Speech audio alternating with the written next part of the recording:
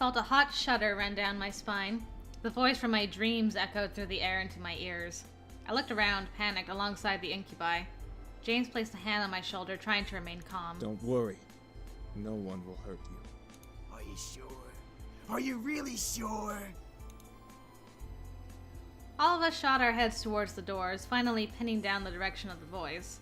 The doors quickly swung open, revealing a sight I would have never expected to see. Whoa. A demon.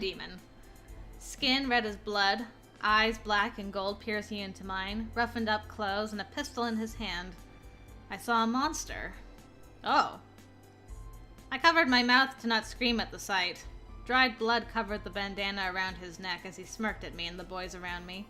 Besides, the red-skinned man was a similar-looking woman in matching thug-like clothes. Oh, what's the matter, boys? You really didn't think I wouldn't find you, did you? I hoped you would, you piece of... All of a sudden, the man raised his gun at Sam's face and instantly pulled the trigger.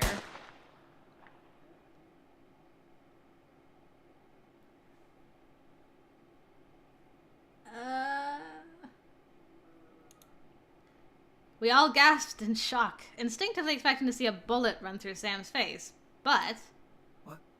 What the fuck? What? Is there a protective barrier around this house? What should have been a headshot ended with a loud but empty blank shot. The pistol echoed its empty shots as the man grew more and more pissed, pulling the trigger over and over in aggravation. Luckily for my ears, it became quieter after its first shot. Why the fuck won't you work? This place is protected. Huh. Good job, grandfather. What did you say, Shrimp? This place has a seal, protecting it from hellborn magic. Should have used a real gun instead of hell guns. What the fuck is that supposed to mean? Ah! The man growled and threw his gun at Sam, who was able to dodge it in time. The pistol bounced off the ground a couple of times before sliding further away, hitting the wall in a final stop. As it stopped moving, the gun faded into black flame that disappeared into the air. The previous owner had this place protected by magic, Malix. Cool. Did you guys know that coming here, or have you just figured that out now? Maybe there's more of a reason for why you chose this place to hide out in. Malix. That was his name. His existence resonated in my memory from the dream I had. However, I looked to Matthew in the same confusion as Malix did. Pardon me? This place is protected by... magic? It would seem that your grandfather had some sort of protective barrier around this house. From the looks of it, it only disables hellborn magic. Malix's face grew to that of extreme anger, his fists tightening as if he was crushing a stress ball. Then what's stopping me from dragging your asses out and shooting you then? Out of pure instinct, I stepped forward and placed myself between Malix and the boys. With no power, Malix wasn't going to fight. I took that chance to stand up to him instead of being powerless like I was in the dream. Get out of my house. Malix growled at me, walking right up to me and leaning close to my face. I glared back, feeling my courage skyrocket.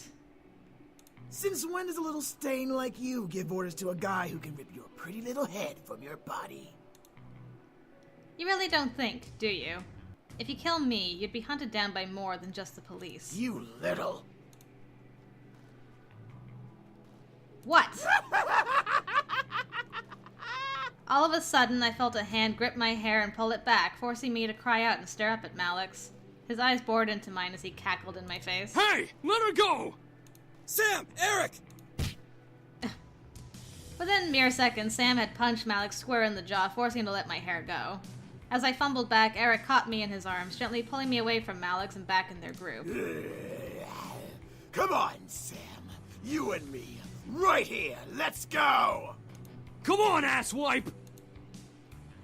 However, before both could fight, the woman stepped forward and placed a firm grip on Malix's shoulder. That's enough, Malix. What? Who do you think you're speaking to, woman? The girl who's going to help you kill them. Just not now. Not now. I stared as the girl spoke down at Malix. She looked the same, just like pure evil. However, she seemed to be concerned for Malix. Or for me. There's 5 of them and 2 of us. Even if we come back with the gang, they can have the place surrounded by human police. Then we shoot everyone! Oh, Malix. Think! If we shoot everyone, we'll be hunted. And it'll be a matter of time before makeshift paladins come and try to exorcise us.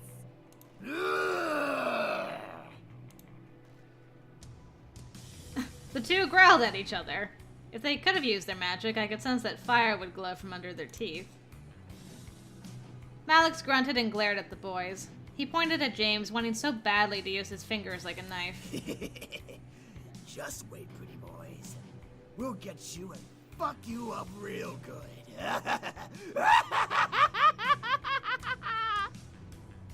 Good laugh. It was a good, solid, evil laugh. Then Malix turned to me, moving his finger to point directly between my eyes. And don't think you're safe. Step outside. I dare you.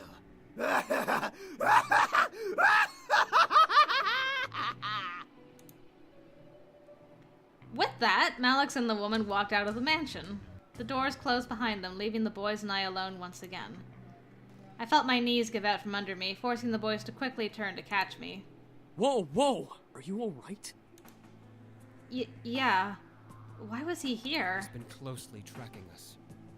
Our blood trail from the forest must have led him here. We should have stopped him and finished it here. For once, Matthew, I agree with you. I stood up and rubbed my arms, feeling the goosebumps Malix left behind on me. I couldn't stop myself from shivering in fear of his words. Malix.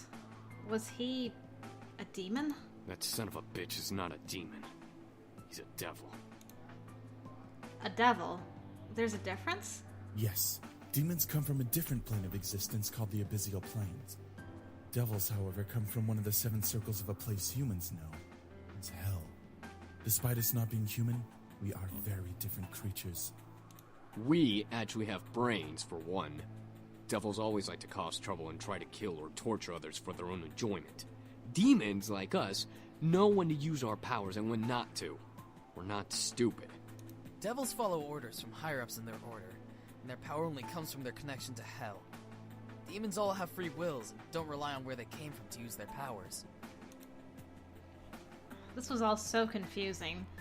Demons and devils and magic all existed, and I happened to land in the middle of it. What do we do? You're safe. You've been protected as well. What? What Damien's saying is that the magic that protects this place also protects you. Well, that's handy. Your grandfather must have cast it when you last saw him or something of that nature. We can sense its aura around your body. I couldn't believe my ears. It was the 3rd day of surprises, and this one took the cake in being the most surprising. I felt my head spin once again. What did I get myself into? Miss, please don't worry. We'll find a way to train ourselves and become stronger to finally finish this feud. I'm gonna kick his ass right now! Until then, we'll protect you as much as we can. If Malix comes back, we'll be here for you. But what about going outside? Won't he... Like we said, you have a protection spell on you. Even if Malix attacks you, he won't be able to use his magic on you. He'd be just like any other human you can fight back against. Well, that's something, I guess. Didn't you say you knew Taekwondo? Well, yeah. I felt somewhat relieved that I was mostly safe from Malix. Still, I could not help but feel very nervous and apprehensive about the future. The boys were safe here to train and become stronger, but what if Malix did the same? Even more so, I was lost about how my grandfather knew about magic. I had to find out. At least I had time. Achievement unlocked. Green apples? My grandfather fed me a green apple, and that's why I'm protected now? Question mark? I went to bed that night feeling nervous. Despite the words of the incubi, I felt like a target to something I'd never be able to explain or prove. Magic? Devils? Demons? How did this all even happen? Should I really meddle with the situation? They are only staying until after they defeat Malix. That's right. They said they'd only stay until after they defeated Malix. After that, my life could go back to normal. Temporary insanity, as Kay would say. The question was then, would I want them to leave? If my life went back to normal, then I'd have to care for the house all on my own. I'd get to focus on my life instead of being distracted by the boys. I'd have to. My life. Where was my life going anyway? I was under pressure from my parents, with only my friends and the boys to comfort me. Without the boys, I'd have no way to hide from my responsibilities. Enough. Let's just sleep and deal with tomorrow when it comes. Defeating my sense of thought, I forced myself to sleep, unsure of what tomorrow had planned for me. Hopefully, whatever the future had for me, I would be ready for it. I promise to be with you forever. You're so important to me. I swear I'll give my life to you. Please, let me love you. I'll be by your side, always. I can't imagine living without you. I want to be with you. I love you.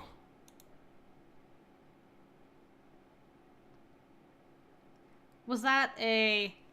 Here's all the ways of romance you could go. You could have any of these people in your life tell you that they love you so much. At the end. Okay, what kind of magical being are we that we can, like, have premonitions of the future is what I want to know. Or is it the house? I slowly opened my eyes, letting the voices of my dream echo in my head and force me awake. I rubbed my eyes before sitting up and looking at my clock. 7 a.m. Why am I up so early? I fell back onto the bed and closed my eyes, trying to go back to sleep. However, something kept me awake. Why? It's too early to even be alive. I feel you, girl. I gave up and sat up, staring at the fireplace across from my bed.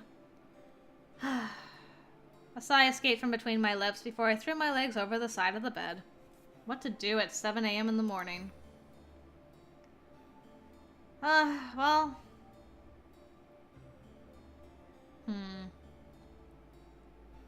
First things first, make some coffee. I decided making coffee was my best bet in surviving the rest of the day. Why not? Haven't had coffee in forever. Ooh, nice kitchen. I got out of bed and made my way to the kitchen, unconcerned that I was in pajama pants and a tank top. Because there's, like, not 5 guys living here with me, but whatever. I rummaged through the cabinets for a coffee machine and any makings for coffee. Surely my grandfather had some. A French press. Well, it's better than nothing. As I began to make my coffee, I checked my email and texts on my phone. No new important emails. No text messages. I quickly made my coffee just how I liked it and sat on the counter.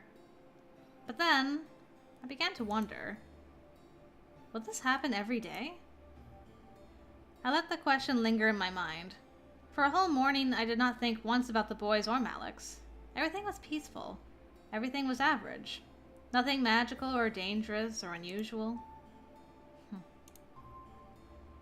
I simply drank my coffee as I let the thought marinate in the back of my mind. I returned to bed, feeling the weight of the morning drag me under my covers to try sleeping again. I had energy, but I wanted more sleep.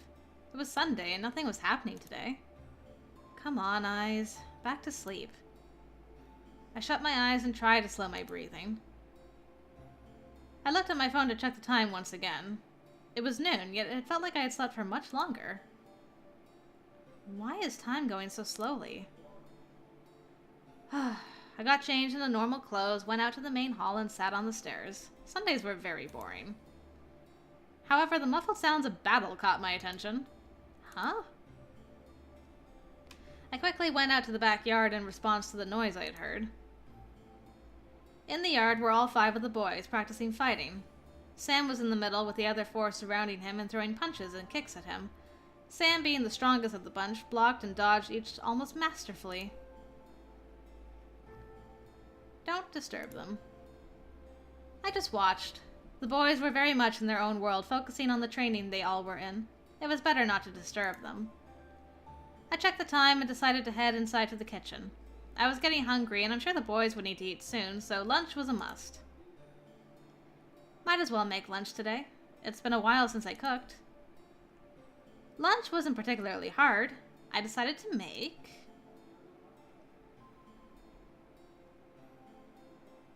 pizza. Pizza is always good, no matter what time of day it is. Do we have any? Luckily, we had some pizza in the freezer to heat up. Pizza Mores, baked with love pizza. Had all the makings of pizza types, including pepperoni, sausage, mushrooms, and extra cheese. Just top it, bake it, and serve. I'd have to get more later. I placed the food in the dining room. However, none of the boys were there by the time I brought the final dish out. I carried that dish to the main lobby, catching the boys separating into different rooms of the house. Part of me wanted to go to one in particular. The other part of me wanted to just leave them be and take the food in my hand to my room and eat. Maybe I could go out today while the boys focus on training. Find one of them. I wonder which one. I quickly rushed back and grabbed a second food dish before hunting down one of the boys. Oh, it picked for us. Interesting. I found James in the library, sitting in one of the comfy leather seats reading a book. As I stepped in, James looked up at me before closing the book and standing. Oh, hello.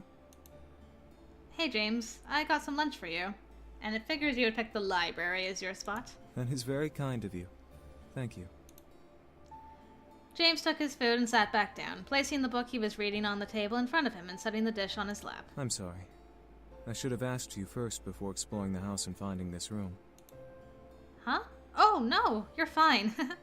Remember, you live here too, so any room besides mine is free to be in. Still, you're the master of the house. I should have asked. It's fine, really. James nodded at me with an understanding smile before eating his food. I followed along and ate with him, taking the open chair beside his. We ate in silence, listening to the ambiance in the room. Soon, however, I began to feel a little restless.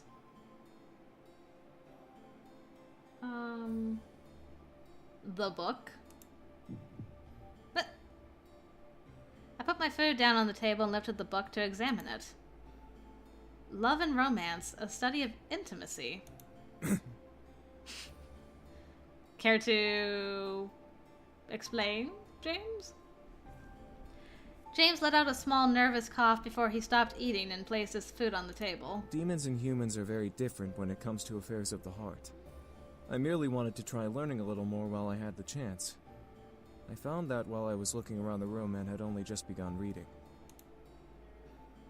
Love is different to demons. How so? James smiled before crossing his legs, getting comfy for the small lecture he was about to give. Love isn't just a human emotion, miss. Demons like us feel them too.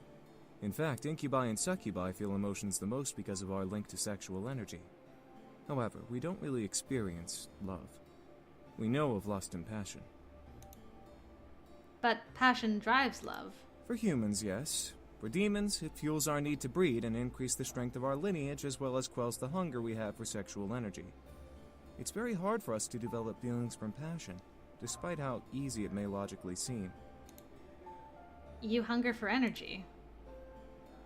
I could tell I struck a nerve with James. As I mentioned the word hunger, his arm twitched, obviously wanting to do something other than remain on the armrest of his chair.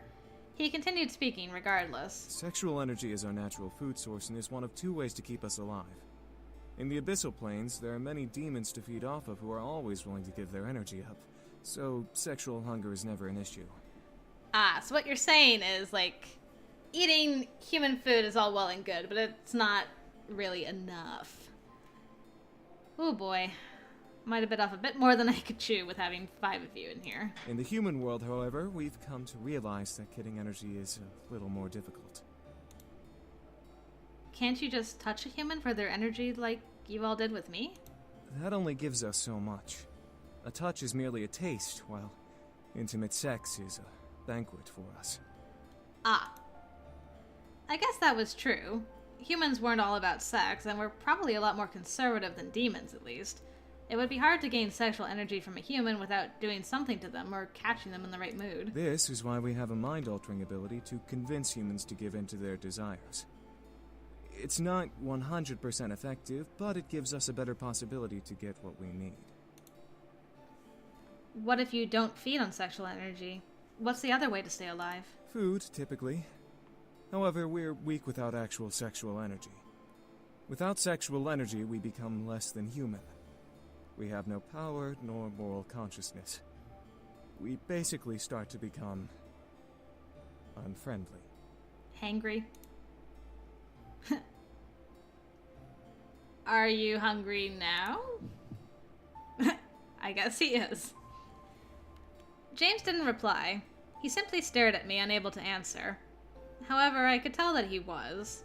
He was clutching the armrest tightly, digging his fingers into the leather. I gently leaned close to him from my chair and reached to brush my fingers over his hand. If you really need energy, I'll help a little. No sex, but enough to stop the hunger, okay? His face. Once again, I was greeted with silence from James. He seemed very nervous and uncertain about what to do now that the approval was there. He was also frozen from my touch, softly and barely twitching at the feel of my skin against his. I could feel his hand grip the armrest harder. A small feeling of boldness then ran through my body, forcing me to cover his hand completely with my own before leaning nose to nose with James in seriousness. Alter my mind if you're concerned about me. I really do want to help you out. All of a sudden, I felt something in my mind snap and ooze into the warm, fluffy feeling I felt before with Sam and Eric. This music. I felt my body slightly heat up as James released the armrest and gently took my wrist. He gently pulled me out of my chair and onto his lap, having me straddle him with my thighs. He stared deep into my eyes, his own glowing in hunger that I never would have expected to see from him. I won't go overboard. I don't know. With where your hand's at, I don't quite believe you, sir. Before I knew it, his lips were pressed hard against mine, my head being pulled to his by his hand on the back of my neck. I gently moved my hands to his shoulders and chest, melting in his lap and enjoying every feeling that ran through my body. I felt hot, desperate, and in need for more than just his kiss. One of my hands slid up his neck into his hair as James lowered his kisses to my neck, gently groaning against my skin. I couldn't help but let out a small whimper of pleasure before reaching up and covering my mouth. I didn't want the others to hear me, and I was positive neither did James. James lowered his free hand to my lower back, pulling my body against his. I felt my energy slowly draining, causing me to cuddle closer to James's hold on me. He lowered his hand to my waist, squeezing it tightly as his tongue ravished my neck.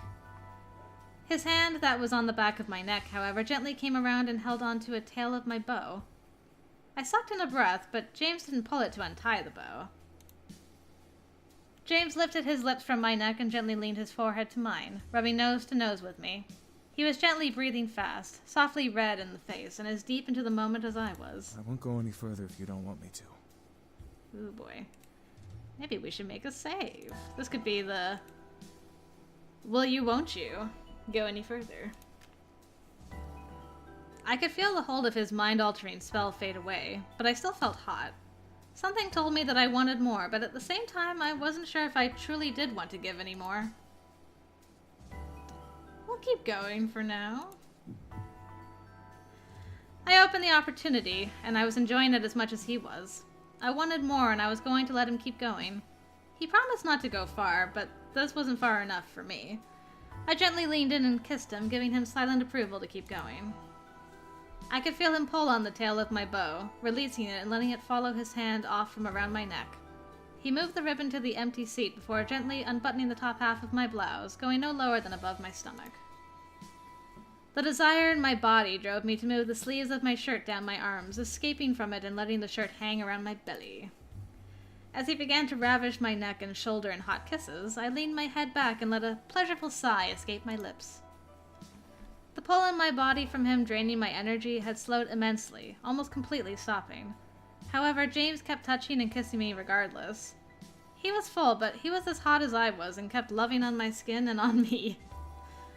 I couldn't even comprehend how much time we spent making out. I was so lost in the pleasure that I didn't care. Call it sinful, but I didn't care. I loved it. His touch, his kiss, his heat. I desired it beyond anything at that moment, even as he lowered his kisses down my chest to just above my bra. My heart was beating wildly in my chest. Something about James drew me to him like a moth to a flame. I didn't know if it was his aura of superiority or his gentle smile, but something made my heart quicken for him. It couldn't have been love, but it was too passionate to be lust. What was it?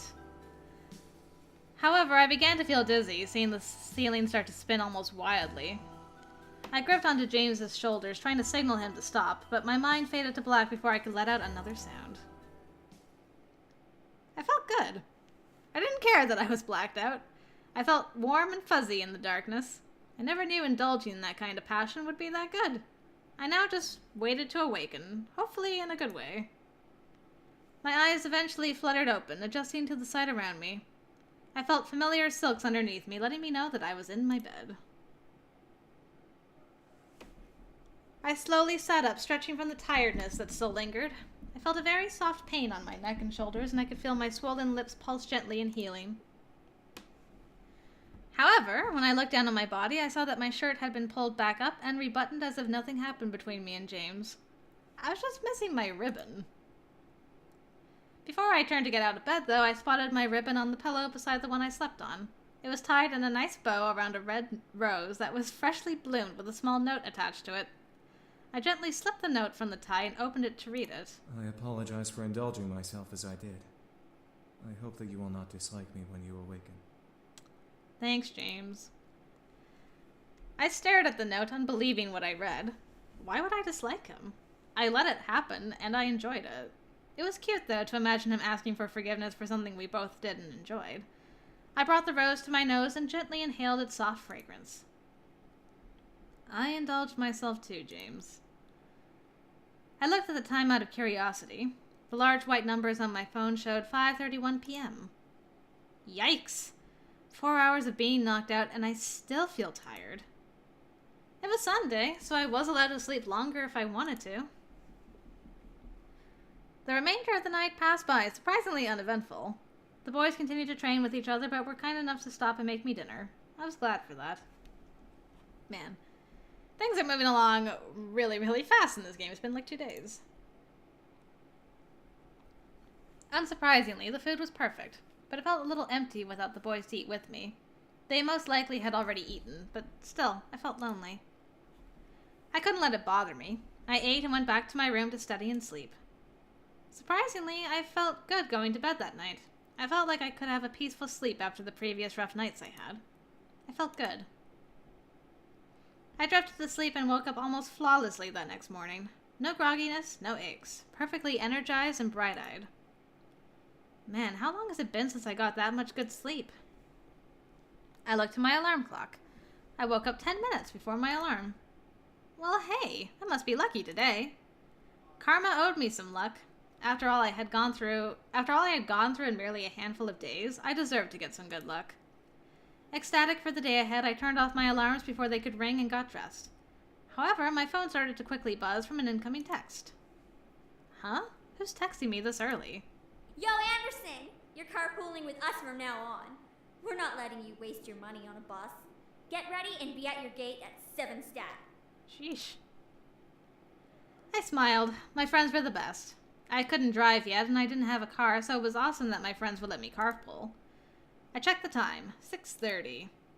Perfect. I can eat some breakfast before they come. I packed my bag and carried it downstairs towards the kitchen. As I entered the dining room, I saw a plate with eggs, toast, and bacon sitting on the table. A fresh, steaming cup of coffee sat next to the plate with the sugar and creamer on the side. I walked to the table and couldn't believe what I was seeing. Who made this?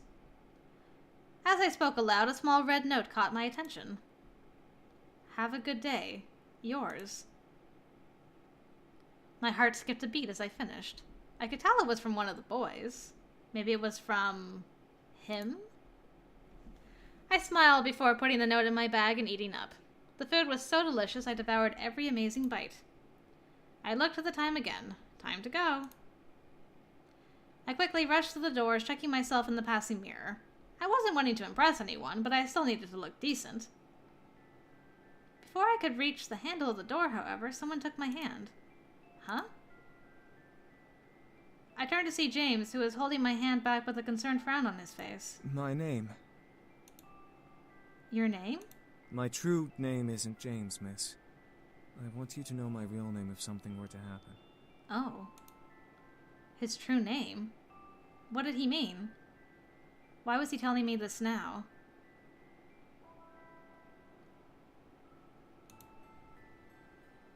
James gently pulled me to him and leaned close to whisper in my ear. My name is Raestro.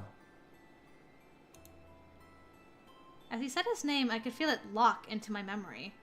Something in my head would make sure I would never forget it. Is that like, if I invoke your true name, you will come to my aid kind of thing?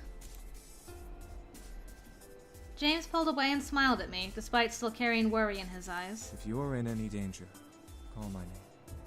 I promise that I'll come and help you. That is what this is. That's neat. Oh, can't wait to hear what all the other guys' names are. Raestro. I stared up at James, unable to say anything. I could only nod in response. James smiled before kissing my hand and heading into the dining room.